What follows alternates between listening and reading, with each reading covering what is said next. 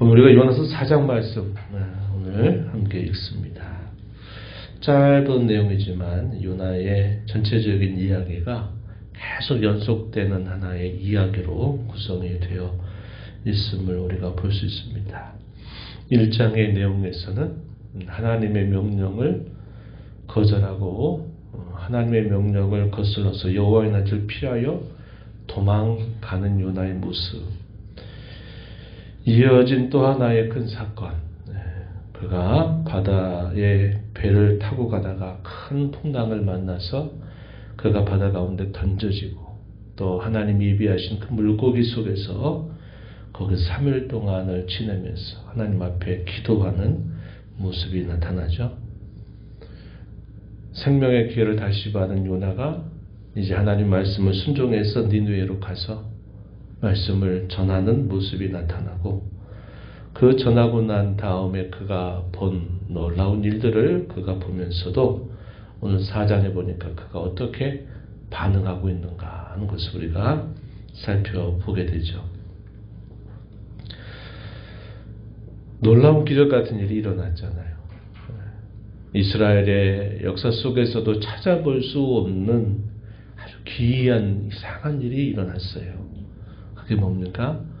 니느웨가 왕으로부터 온 백성에 이르기까지 자신들의 죄악에서 돌이키고 하나님께 용서해달라고 그들이 회개하는 이런 놀라운 일이 일어나게 됐는데, 요나의 마음은 심히도 불편했습니다. 그래서 어떻게 되나 보자. 그 성읍이 어떻게 되나를 보기 위해서 성 근처에다가 임시 천막을 하나 만들어서 그 천막에서 그걸 지켜보고 있는 겁니다. 그런 가운데 하나님과 몇 차례 대화를 나누는 모습이 나타나면서 이 요나서는 끝이 나요. 그 마지막에 이 요나의 모습, 그것을 오늘 우리가 이 본문 속에서 확인합니다. 1절부터 4절 읽은 말씀에서는 요나가 불평하는 겁니다. 하나님이 행하시는 그 일들, 니느웨 백성들의 그 놀라운 행동들을 보면서 불평하고 성내는 모습이 나타납니다. 하나님께서 이 요나에게 어떤 일을 예비하시냐면 박넝쿨 하나를 준비하셔요. 그리고 그 박넝쿨을 또다시 시들게 하시고 하는 그런 과정을 통해서 하나님이 요나를 깨우치시는 그런 대화가 마지막에 이어지고 요나서 이야기는 딱 끝이 나버립니다. 그 이후에 어떻게 되었는가에 대해서는 아무런 언급이 없이 마무리가 됩니다. 말씀을 한번 보시죠. 1절 보면 요나가 매우 싫어하고 성내어 여호와께 기도하여 말합니다. 뭐라고 기도하느냐? 2절에 여호와여, 내가 고국에 있을 때 이러하리라고 말씀드리지 않았습니까? 그러기 때문에 내가 빨리 다시스로 도망했던 것입니다. 하나님은 은혜로우시고 자비로우시고 노하기를 더디하시고 인애가 크셔서 뜻을 돌이켜 재앙 내리지 아니하시는 하나님이신 줄을 내가 이미 알고 있었습니다. 이렇게 하나님께 말씀을 드리는 겁니다. 이 말씀 속에서 자신이 왜 하나님의 낯을 피해서, 여호와의 낯을 피해서 그가 욥바라고 하는 항구로 가서 다시스로 가는 배를 탔느냐에 대한 이유를 그가 기도 가운데 설명을 하는 거예요. 내가 이럴 줄 알고 내가 하나님의 명령을 거슬렀던 것입니다 하면서 아주 성내는 이 요나의 모습이 나타나죠. 그동안 자신에게 자기의 살아왔던 삶 속에 베푸셨던 하나님의 그 자비로우신 그 모습은 당연하게 생각하면서도 그런 똑같은 자비가 니느웨에게 베풀어지는 것은 못마땅한 겁니다. 그건 견딜 수 없어 하는 거죠. 이 하나님의 은혜는 우리에게만 족한 것이고 다른 이방 사람, 특별히 대적에 대해서는 하나님의 인원은 필요 없다. 그건 하나님이 인애를 베풀면 안 되고 죄에 따라 심판하셔야 된다. 이런 생각을 요나가 가지고 있었던 것이죠. 요나가 어떻게 반응합니까? 그렇게 말씀드리고 나서 나 이제 살고 싶지 않습니다. 내 생명을 가져가 달라고 하나님께 기도를 드려요. 사는 것보다 차라리 죽는 게 낫습니다. 이렇게 말하는 겁니다. 하나님께서 요나에게 물으셨어요. 네가 성을 내는 게 정말 옳은 일이냐? 이게 맞는 일이냐? 하나님이 물으시지만 이 요나의 마음은 동일합니다. 바뀌지 않아요. 요나가 그 다음에 어떻게 하느냐? 니느웨 성읍 동쪽에다가 천막을 하나 만듭니다. 천막을 짓고서 그 성읍이 어떻게 되는가를 지켜보려고 그 그늘 아래 앉아서 기다리는 겁니다. 그가 왜 그럴까요? 이 니느웨를 심판하나 안 하나. 그의 마음은 심판을 내리기를 기다리는 마음을 가지고 그 마음을 가지고 이 초막에서 지켜보고 있는 요나의 모습이죠. 요나의 마음이 어떻습니까? 여러분 보시기 어떻게 판단이 돼요? 나쁜 마음이죠. 나쁜 마음. 완악한 마음입니다. 벌을 내려야 된다고 이렇게 생각하고 그걸 지켜보고 있는 거예요. 하나님이 어떻게 하시느냐?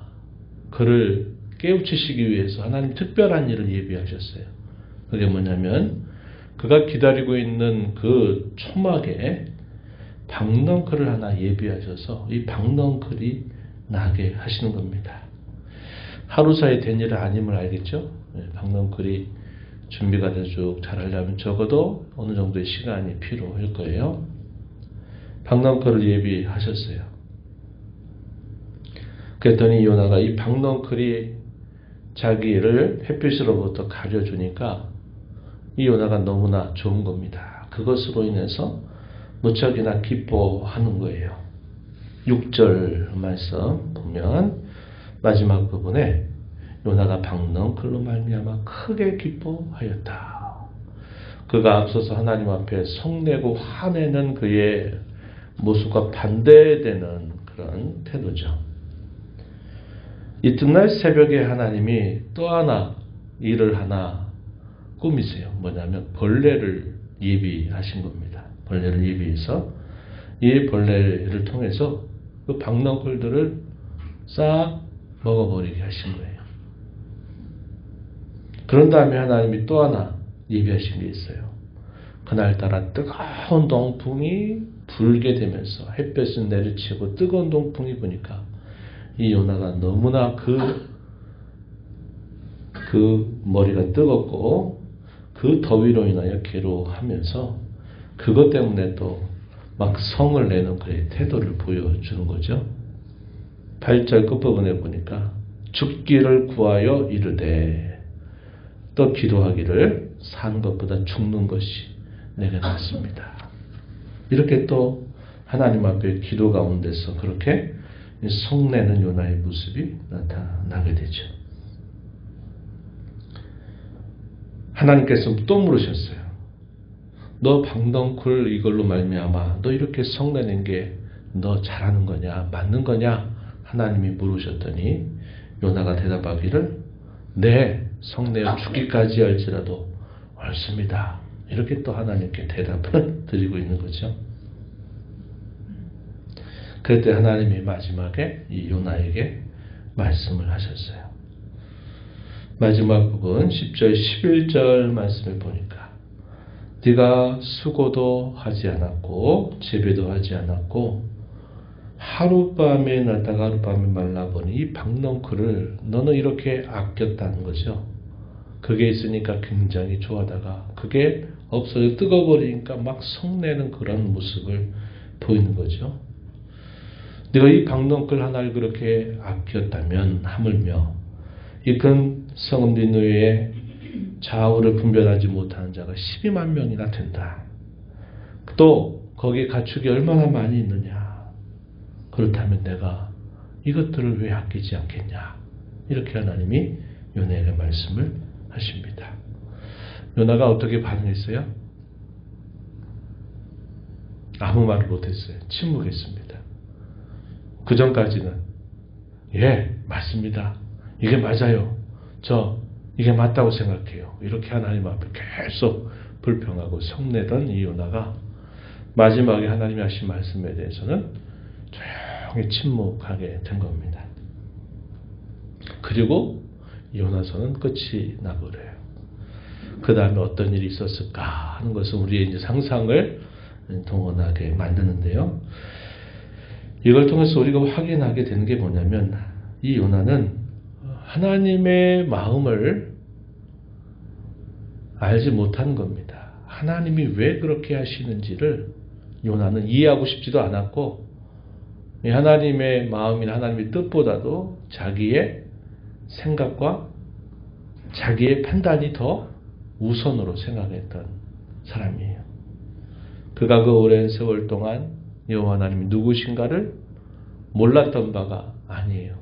또 하나님이 자신에게 행하셨던 그 많은 일들에 대한 경험을 가지고 있는 사람이었고 그가 북이스라엘 태생의 선지자니까 그 시대의 어두움, 그 시대의 완악함을 그가 보는 중에도 그들의 죄에 대하여 하나님이 오래 참으시는 그 하나님의 손길을 그가 알면서도 그는 자기가 하나님의 그러한 뜻과 마음은 받아들이질 않는 거예요.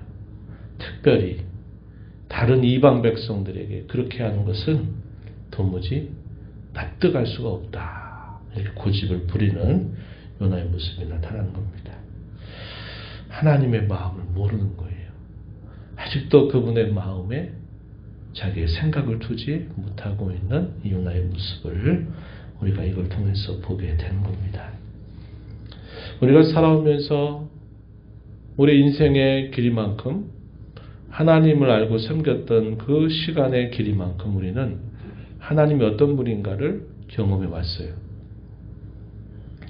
나름 하나님은 이런 분이시고 하나님 이것을 기뻐하시고 하나님이 이것은 기뻐하지 아니하신다는 사실들을 우리가 알고 있습니다. 그리고 하나님을 이렇게 섬겨야 된다라고까지 다른 사람에게 말해줄 수도 있어요. 하나님은 이렇게 예배해야 되고 하나님 앞에 나오면 이렇게 해야 되는 게 맞아 하는 것들을 많은 경험을 통해서 말해줄 수 있습니다. 그런데 문제는 뭐냐? 자기의 이해관계하고 맞지 않으면 그동안 알아왔던 하나님에 관한 모든 지식들도 순간에 내던져버리는 그런 요나의 모습을 우리가 보게 되죠. 그게 누구의 모습일까요? 우리 모습이에요. 우리 모습. 신앙생활 잘 한 것 같다가 뭐가 자기 생각에 안 맞으면요. 다 필요 없어요. 자기 생각에 안 맞으면 그것 때문에 성내고 화내고 하나님 앞에서 내가 어떠한 본분을 가지고 내가 해서는 안 될 말과 내가 해서는 안 될 행동들이 분명히 있음에도 그거 중요하지 않아요. 문제는 뭐냐? 내가 기분이 상했다 이겁니다. 내가 도무지 그걸 납득할 수 없다는 거예요. 그러면 그동안에 쌓아왔던 신앙의 모든 연륜들이 한순간에 무너져 내리게 하는 그런 어리석은 말과 행동을 할 때가 많이 있다는 거예요. 가끔 뉴스에 어떤 목사가 어떻게 했다 하면 그런 얘기를 들으면 어떤 마음 들어요? 아니 목사님이 돼가지고 왜 그런 일을 하지? 어떤 장로가 뭐 하다가 어떻게 됐더라. 안 좋은 일로 나오면 아니 장로가 돼가지고 왜 그래 도대체. 또 교회 가운데 무슨 일이 있으면 재직이 돼가지고 그게 도대체 무슨 일이야 도대체. 이렇게 사람들이 많이 말을 하죠. 그런데 정작 그것이 자기에게 닥치게 되면 자기도 똑같은 반응을 보이게 될 때가 많은 게 우리 사람의 완악한 모습입니다. 우리가 이런 것들을 통해서 잘 기억해야 돼요.